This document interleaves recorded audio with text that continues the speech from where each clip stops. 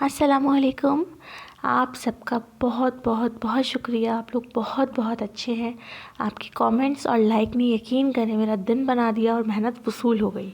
ایسے ہی سپورٹ کریں. میں پوری کوشش کروں گی روز ایپیسوڈ دوں اور آپ سب کی امید پہ پورا اتروں. اب چلتے ہیں ناول کی طرف. ناول رکیب الفت، قسط نمبر 2. اشما کتنی دیر لگے گی اور جلدی آؤ. اشما کو اس کی ماں سلطانہ بیگم نے پکارا تھا. وہ اسٹور روم میں اپنی کچھ کتابیں تلاش کرنے آئی تھی. اس وقت وہ 12ویں جماعت کے امتحانات کی تیاری کر رہی تھی کہ اسٹور سے اسے ایک ڈائری ملی. اشما تو ٹھہری صدا کی متجسس. فوراً اپنا کام چھوڑ کر اس ڈائری کو کھول کر بیٹھ گئی. آج زندگی میں پہلی بار اسے اس قسم کی کوئی ڈائری اپنے گھر میں ملی تھی، کیونکہ اس کے گھر میں تو کوئی ڈائری نہیں لکھتا تھا. پھر یہ کس کی تھی؟ اس نے وہیں کباڑ پر بیٹھ کر اس ڈائری کو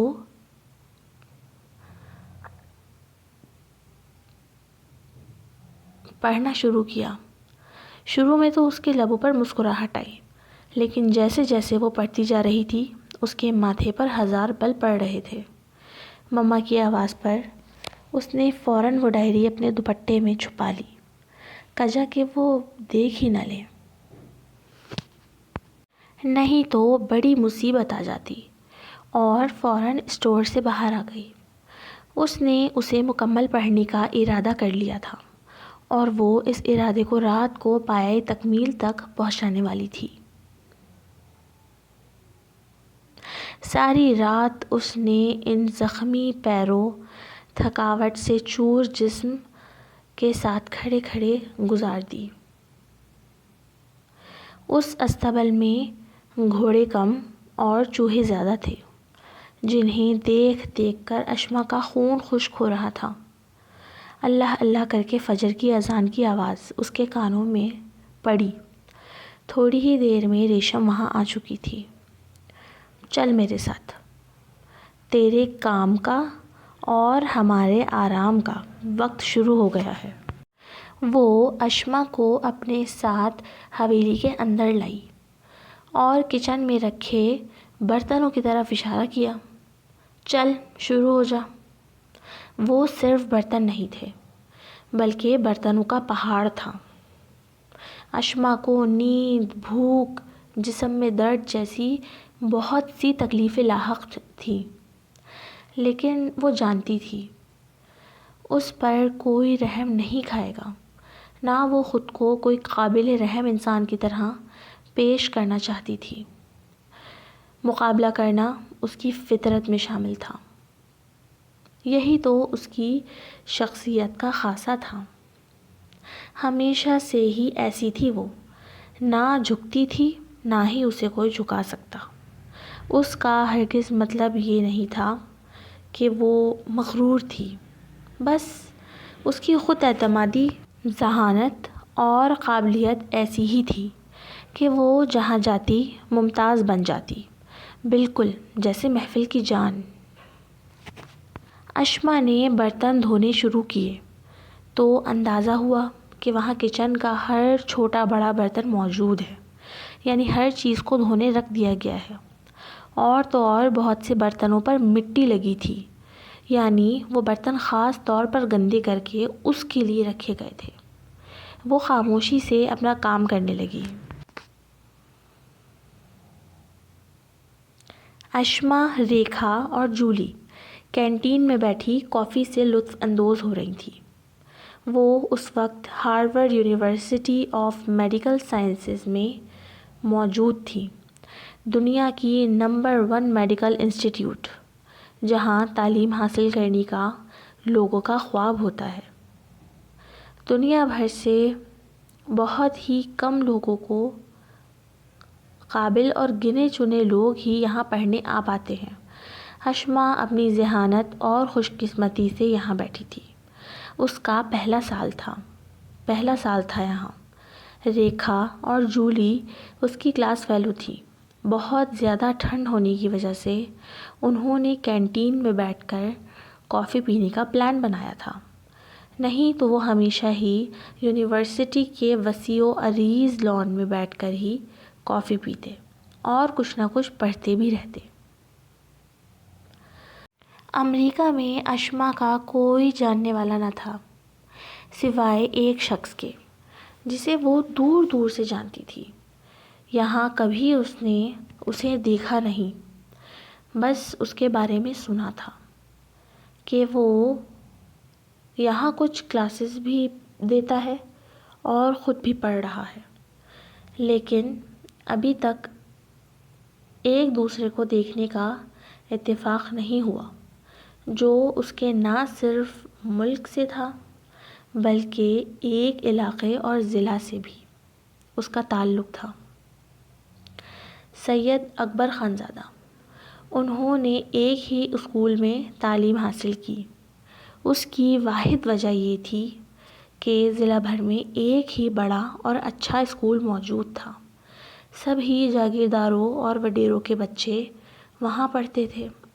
ان کے درمیان 5 سال کا فرق تھا۔ جیسے جب اکبر میٹرک میں تھا تو اس وقت اشما 5ویں جماعت میں تھی۔ وہیں کبھی کبھار ایک دوسرے کو دیکھا تھا دونوں نے، لیکن بالکل لا تعلق ہی تھے۔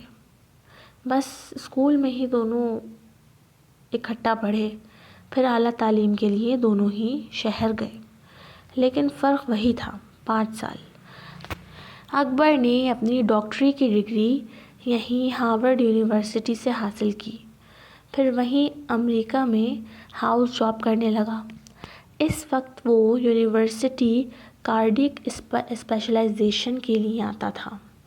ایک بہت ہی بہترین فزیشین تو وہ تھا ہی، لیکن اب اسے کارڈیولوجسٹ بننا تھا، دل کا ڈاکٹر اور سرجن، تاکہ واپس اپنے ملک اور اپنے علاقے آ کر اپنے لوگوں کی خدمت کر سکے۔ اس کا پٹھانی حسن ایسا تھا کہ انگریز لڑکیاں اسے دیکھ کر دیکھتی ہی رہ جاتی تھی۔ اونچا لمبا قد، بھوری اور بڑی کچھ نشیلی آنکھیں، جو دیکھنے والوں کو دوبارہ پلٹ کر دیکھنے پر ضرور مجبور کرتی۔ ستوا ناک، گلابی خمدار ہونٹ، چوڑا سینہ، نفاست سے کٹے بالوں میں سے ماتھے پر جھولتی ایک آوارہ لٹ۔ امریکہ اور یورپی ممالک میں تو ویسے بھی پاکستانی مردوں اور ماڈلز کو ان کے ٹال، ڈارک اور ہینڈسم لکس کی وجہ سے حسین ترین سمجھا جاتا ہے، لیکن اکبر میں ایک کشش تھی جو اس کی سنجیدہ طبیعت کی وجہ سے دونوں کو اس کی طرف مائل کرتی تھی۔ صرف عورتیں ہی نہیں، مرد بھی بہت جلدی اس کے گرویدہ ہو جاتے تھے۔ وہیں اشما کا حسن اس کے اعتماد میں پوشیدہ تھا۔ اس کی ذہانت کا عالم یہ تھا کہ اسے ہارورڈ یونیورسٹی میں اسکالرشپ مل گئی تھی۔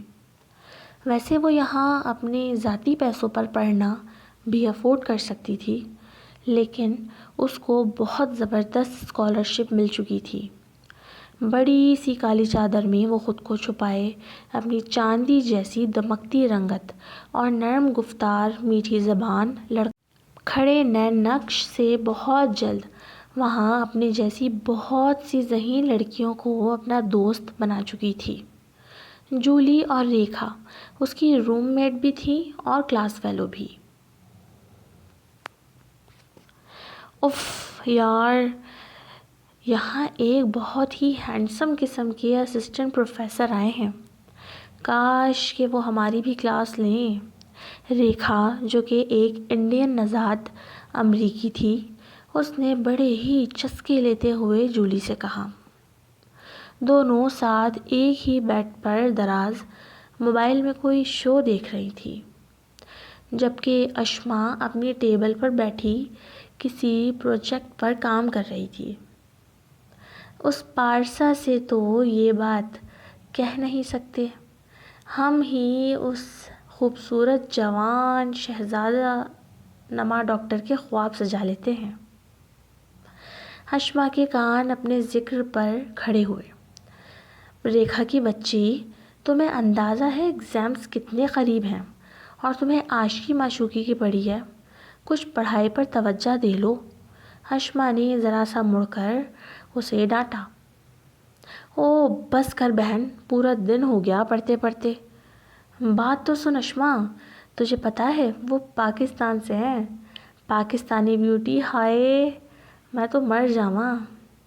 مر ہی جا، اشما نے کہہ کر ناک سے مکھی اڑائی۔ اسے کیا، کوئی پاکستان سے ہو یا افغانستان سے۔ جبکہ جولی خاموشی سے اپنے فون میں اسی ہینڈسم کی آئی ڈی تلاش کرنے کی کوشش کر رہی تھی۔ اگلے روز ریکھا اور جولی اور اس جیسی کئی لڑکیوں کے لیے بڑا ہی حسین ثابت ہوا۔ جس شخص کے صرف چرچے ہی سن رکھے تھے، آج وہ ساکشات ان کے سامنے جو آ گیا تھا۔ ہیلو اینڈ السلام علیکم، میرا نام سید اکبر خان زادہ ہے اور میں ایک ہفتے کے لیے سر ولیم کوریپو کی جگہ آپ لوگوں کی کلاس لینے والا ہوں۔ اکبر کی بھاری آواز، مردانہ مضبوط لہجہ، سب یک ٹک اسے دیکھ رہے تھے۔ وہ اس ملک میں بھی اس وقت کالی قمیص شلوار زیب تن کیے ہوئے تھا، کیونکہ آج جمعہ تھا۔ کف کوہنیوں تک فولڈ کیے بہت جاذب نظر لگ رہا تھا۔ اس کے اس روپ سے وہاں موجود لڑکیوں کے دل کی دنیا ہل رہی تھی۔ اسے دیکھ کر ایک لمحے کے لیے اشما بھی میسمرائزڈ ہو گئی تھی۔ اسے اپنی آنکھوں پر یقین کرنا مشکل ہو رہا تھا۔ وہ سب بھلائے لمحے بھر کو یک ٹک اسے دیکھے گئی۔ سید اکبر خان زادہ، اس نے زیر لب دہرایا۔ پہلے تو وہ اسے دیکھتے ہوئے حیران ہو رہی تھی، پھر ایک دم ہی اس کے چہرے پر ناگواری در آئی، جبکہ آج زندگی میں پہلی بار ایک دوسرے کو دیکھ رہے تھے دونوں۔ ہاں تو اسٹوڈنٹس، مجھے پروفیسر ولیم نے بتا دیا تھا کہ آپ لوگوں سے پروجیکٹ ریسیو کرنے ہیں۔ ایک ایک کر کے یہاں آئیں اور اپنے پروجیکٹ کے متعلق پریزنٹیشن دیں۔ سب نے باری باری آ کر اپنی الیکٹرانک فائل سبمٹ کروائیں اور تھوڑا تھوڑا اپنے پروجیکٹ کے بارے میں بتایا۔ اشما سالار، اکبر نے فہرست میں دیکھتے ہوئے اس کا نام پکارا۔ وہ نام سے اسے پہچان گیا تھا۔ پھر وہ اعتماد سے چلتی ہوئی پروجیکٹر تک آئی اور اپنی پریزنٹیشن دینا شروع کی۔ اس نے ایسی کارکردگی دکھائی کہ اس کی ذہانت اور خود اعتمادی سے اکبر بہت متاثر ہوا اور اسے پروجیکٹ میں نمبر بھی پوری کلاس میں سب سے زیادہ ملے۔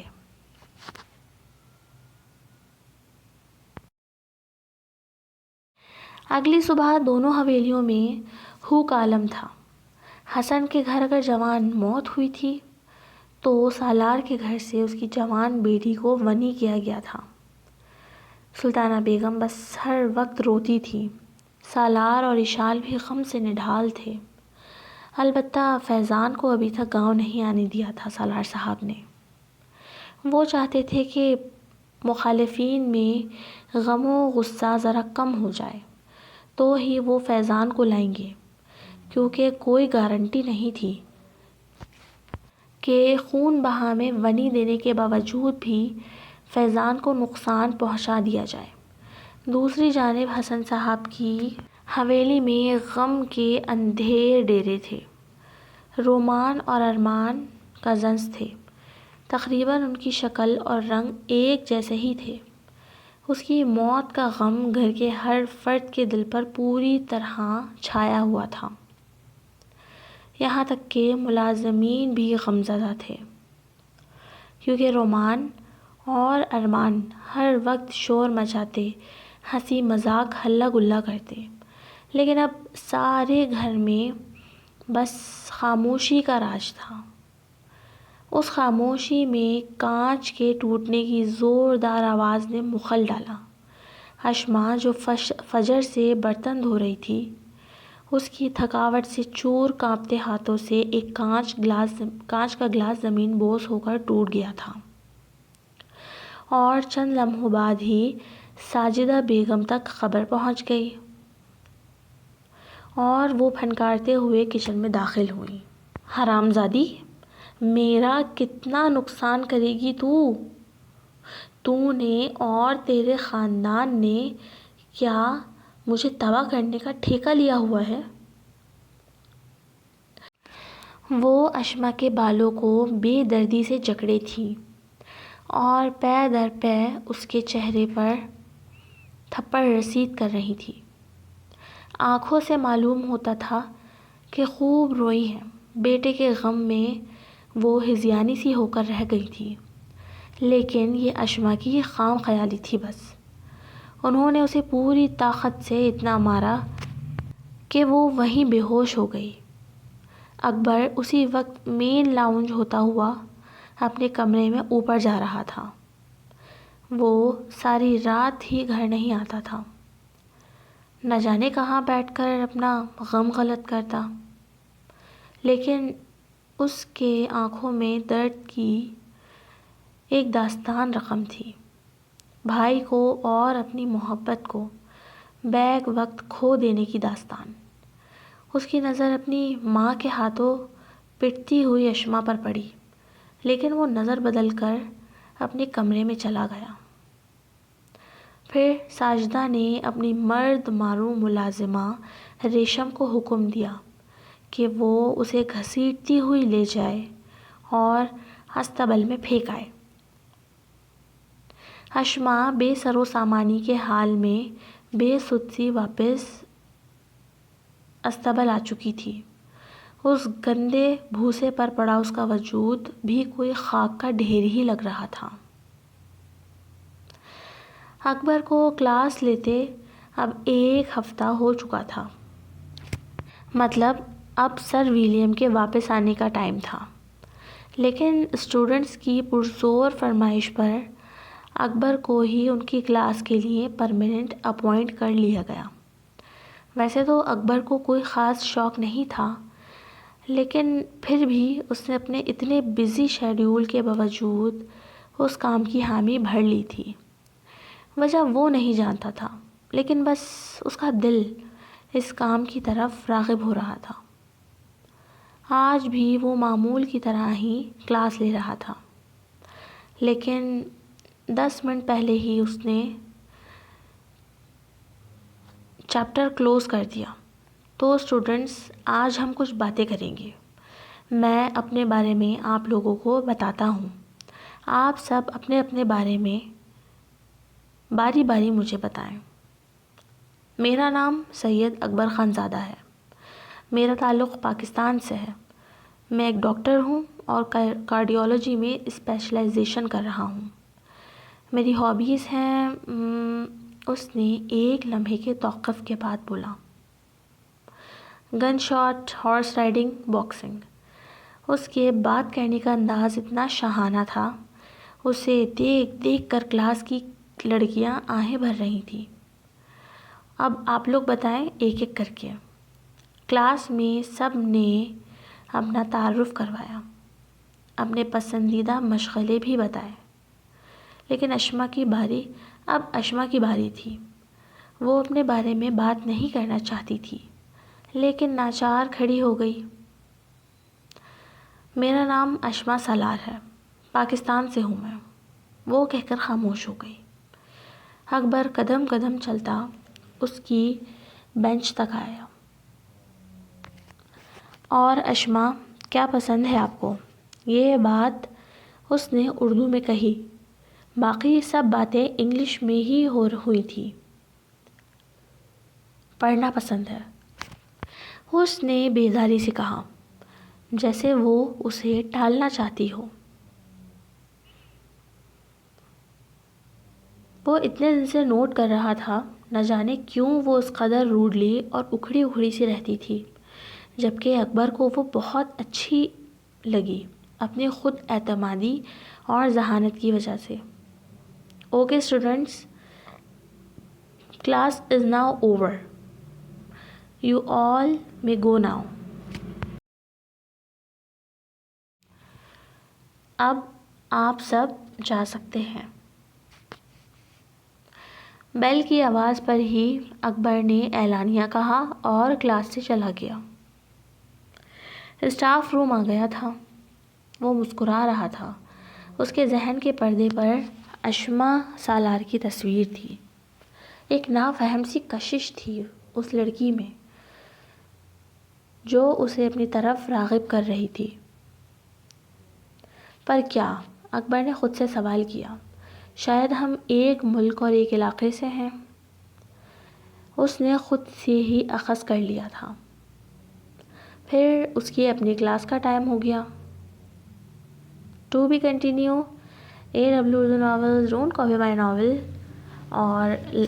اور میرے دوستوں، پیارے پیارے میرے ساتھیوں، لائک کیا کریں، کمنٹ کیا کریں، سبسکرائب کیا کریں، اور آپ لوگوں کا اتنا زیادہ محبت دینے کا میرے اس ناول کو بہت بہت بہت شکریہ۔ Thank you. اللہ حافظ۔ پھر ملتے ہیں انشاءاللہ نیو ایپیسوڈ میں۔